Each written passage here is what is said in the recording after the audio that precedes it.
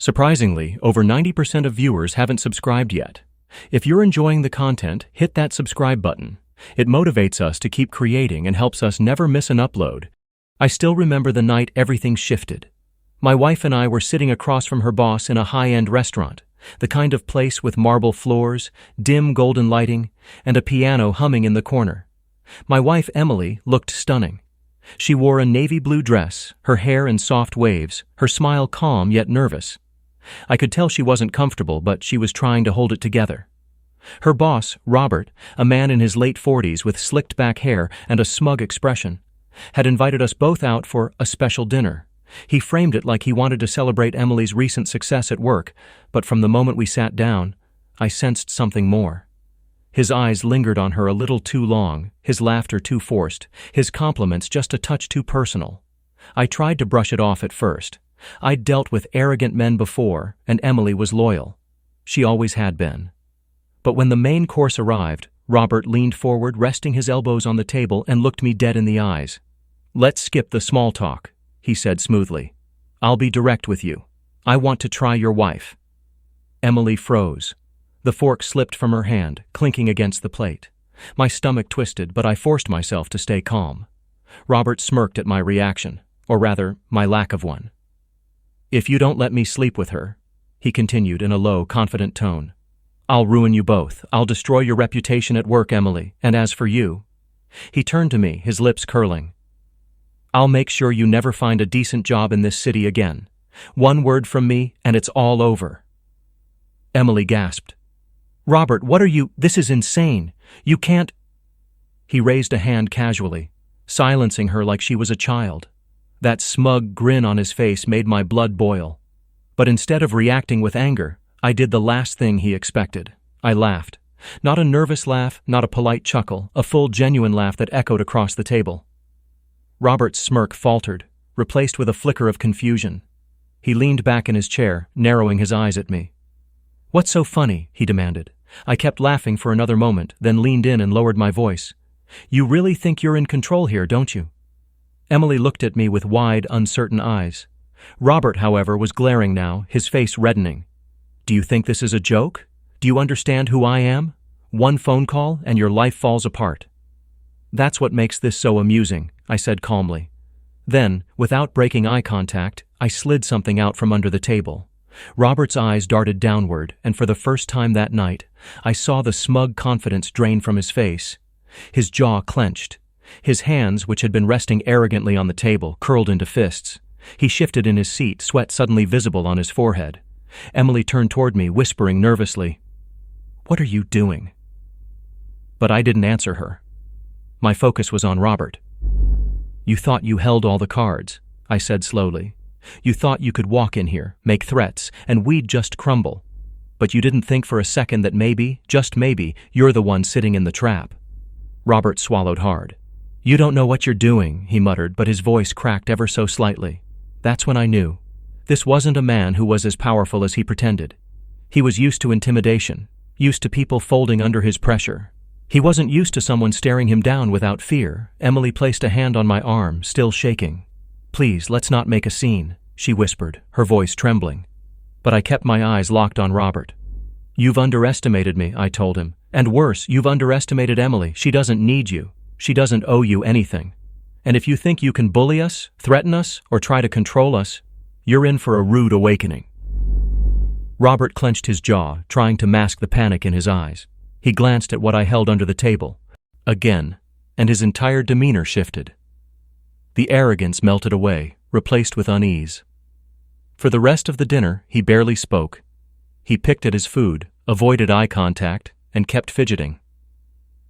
Emily was shaken, but she looked at me differently that night, half confused, half in awe. When we left the restaurant, she finally asked me in the car, "What did you show him? What did you have under the table?" I just smiled and shook my head. "Don't worry about it," I told her softly. "The important thing is he won't bother us again." But deep inside, I knew this was far from over. Robert wasn't the type to back down completely. His ego wouldn't let him. He'd try something else, something bigger, and I needed to be ready.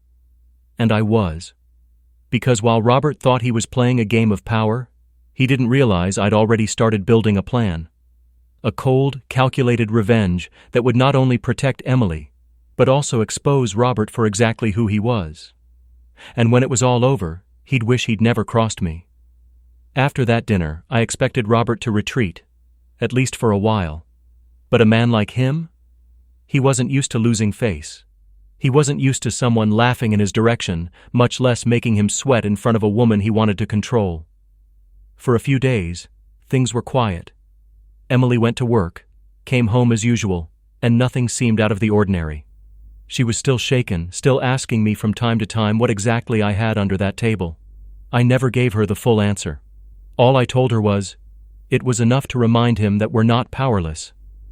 But in the back of my mind, I knew Robert wouldn't let things end there. He had too much pride, too much ego. He was the kind of man who saw people not as humans, but as chess pieces to move around his board. It didn't take long before he made his next move. One Thursday evening, Emily came home pale and shaken. She dropped her purse on the couch, her hands trembling slightly. I rushed over. "What happened?" I asked. She swallowed hard. "Robert called me into his office. He said if I didn't agree to what he asked before, he'd fire me. He said he'd blacklist me from every company in the industry. Her voice cracked. "He said you wouldn't be able to protect me forever." I clenched my fists, fury boiling in my veins. I'd expected retaliation, but hearing it said directly to her face made my blood run cold. Emily looked at me with fear in her eyes, like she was waiting for me to lose control. But I didn't. I pulled her close, wrapped my arms around her, and whispered, "He made a mistake. A very big mistake." That night, after Emily went to bed, I sat in the living room with my laptop open, documents spread across the table, and my phone buzzing with quiet messages. Because what Emily didn't know, what Robert didn't know, was that I'd already started preparing for this moment long before the restaurant confrontation. You see, Robert wasn't just a sleazy boss, he was a man with secrets. And secrets have a funny way of rotting in the dark until someone shines a light on them. Months earlier, I'd noticed little details from Emily's stories about her job. "Robert left early again," she'd say. Or, "He's always talking about some trip he took that nobody at the office knows about." I started piecing things together. Then, after that dinner, I dug deeper. Private accounts, hidden investments, questionable business trips, and most importantly, hush money payments sent to women who'd worked at his company before. I wasn't just building a file, I was building a weapon. But timing was everything. Strike too soon, and he'd wiggle free like a snake. Strike too late, and he might ruin Emily's career before I could stop him. So I waited. I let him think he still had the upper hand.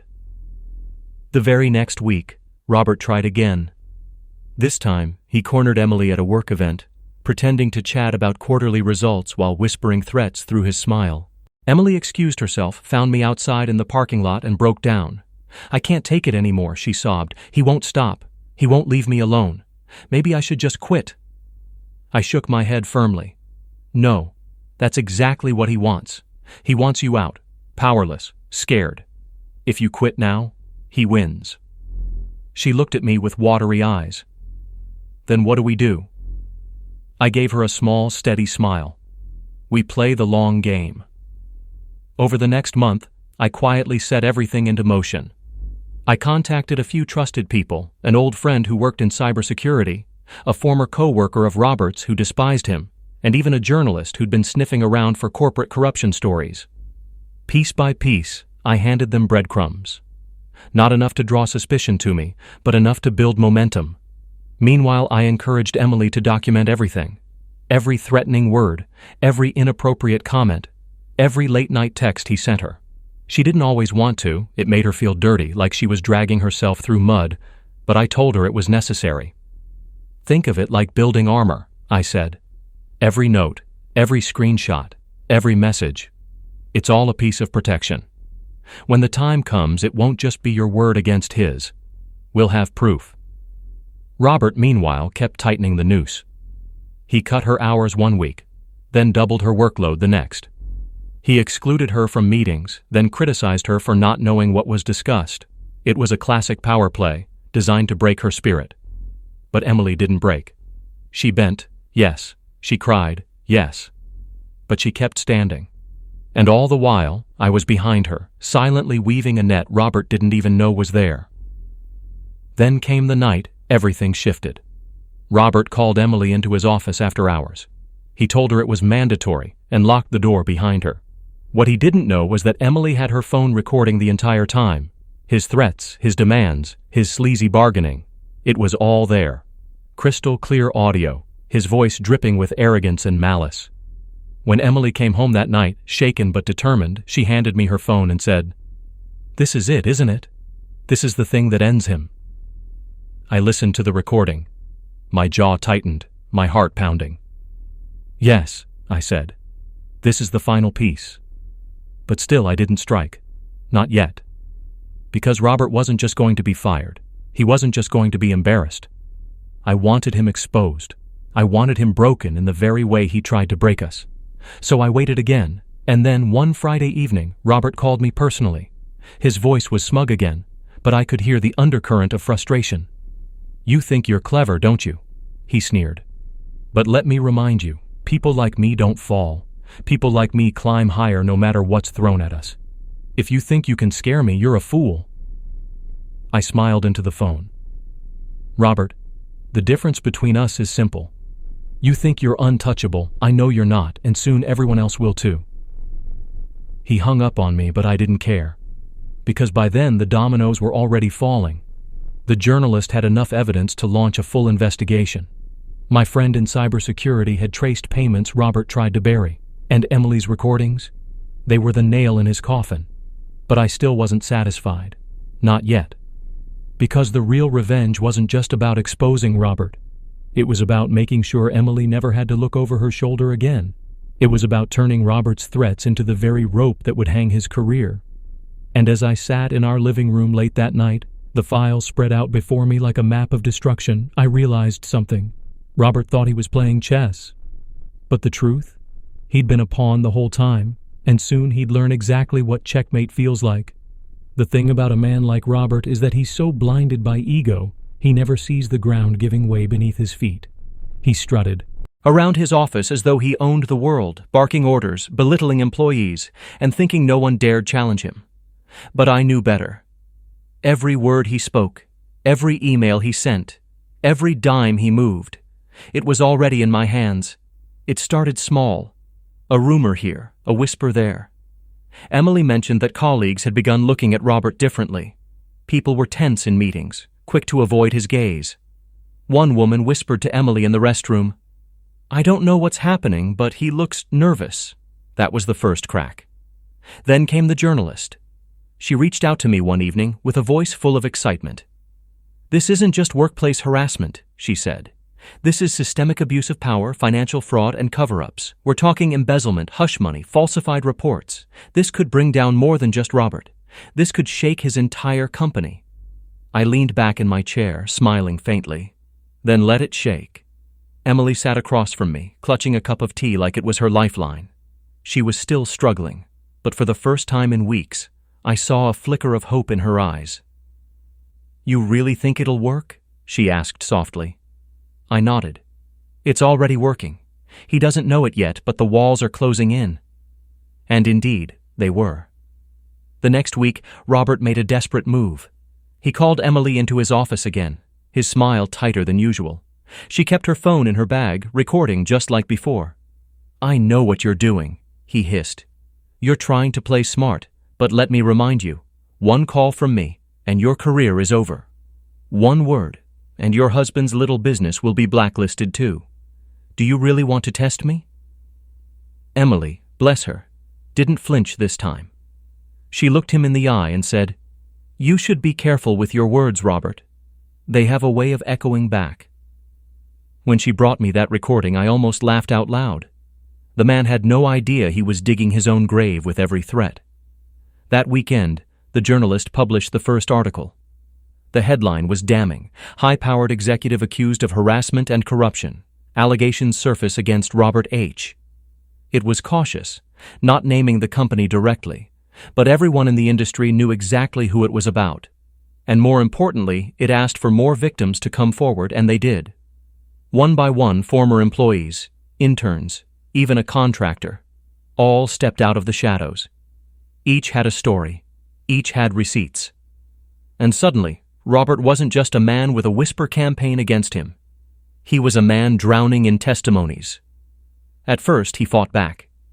He issued a statement calling the allegations baseless and vindictive. He paraded his connections, boasting about his spotless record. But spotless records don't hold up when bank transfers, signed agreements, and threatening voicemails start hitting the public eye. Behind the scenes, I kept feeding the fire. My friend in cybersecurity dug deeper into Robert's financials. He found offshore accounts, fake invoices, even a luxury vacation that had been written off as a company expense. We passed it all to the journalist, who passed it all to the authorities, and soon the cracks became chasms. Emily told me how employees avoided Robert in the hallways, whispering behind his back. Some started quietly packing up their desks, looking for jobs elsewhere. The board of directors called emergency meetings. The company's stock prices dipped, then plunged. Robert was spiraling. But here's the thing about powerful men. They don't go down gracefully. They thrash, they claw, they try to drag others down with them. And Robert was no different. One night he showed up at our house. I'll never forget the look on his face. Sweaty, red, twisted with fury. "You think you've beaten me?" he spat, standing on my porch like a man possessed. "You think this little game of yours will end me? I'll come back. I always come back."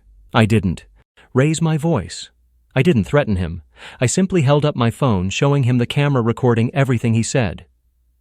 "You're already finished, Robert," I said calmly. "The only question left is whether you walk away quietly or get dragged out kicking and screaming." His face went pale. He muttered something under his breath, then stormed off into the night. The next morning, the second article dropped. This time, it wasn't vague. It named him. It named the company. And it included direct quotes from his victims, Emily among them.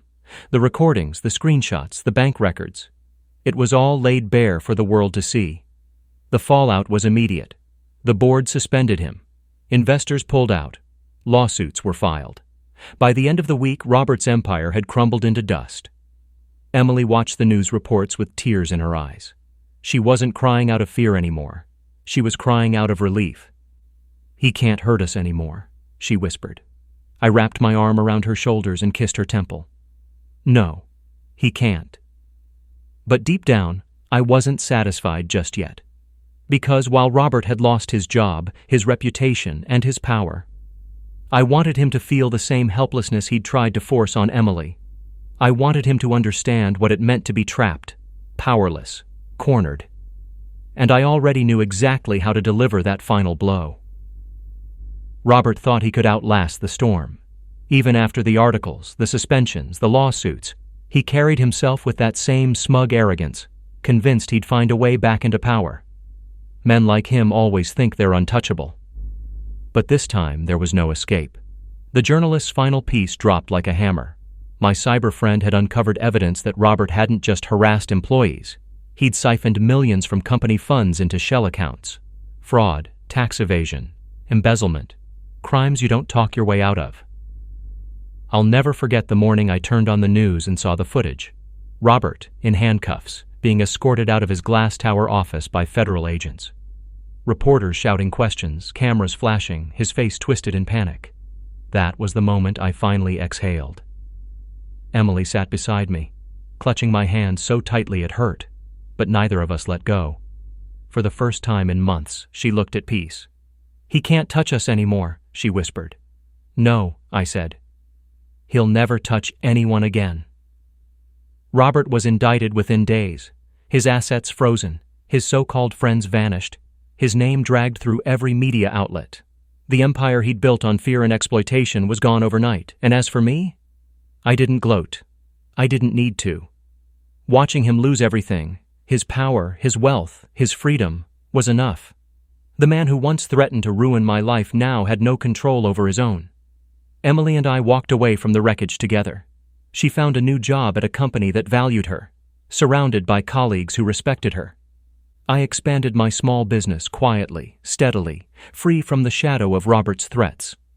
Sometimes when I see her laugh across the table at dinner, I think back to that night in the restaurant.